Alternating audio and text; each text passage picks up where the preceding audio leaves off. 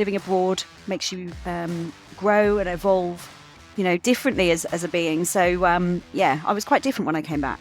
Sitting between the managing director and the finance director was more challenging because they would be talking about more cash flow and more money, and this is where we want to get to, but not ever considering people.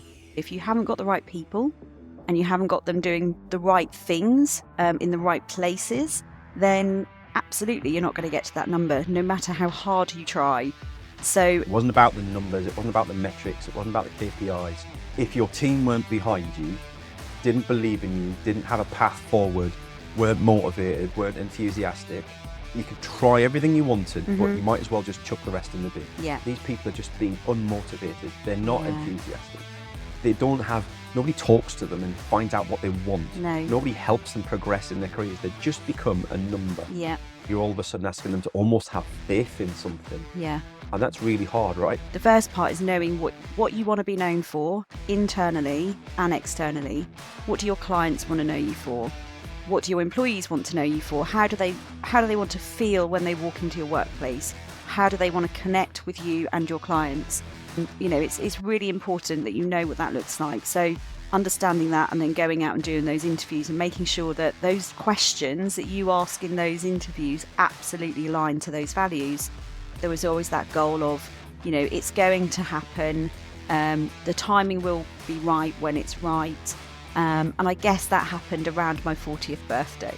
I was like, right, put your big girl pants on. And, what's the worst thing that can happen? I never held back. I'm always transparent, which is why it's one of our values. Because I need people to really understand the justification for my reasoning.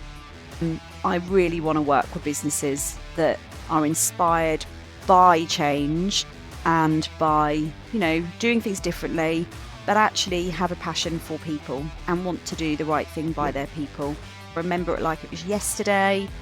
Did a live on my LinkedIn and said, hey, here I am. I'm now self-employed. Here we go. Help me, support me kind of thing, very vulnerably.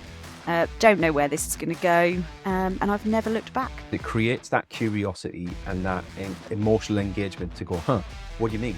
Yeah.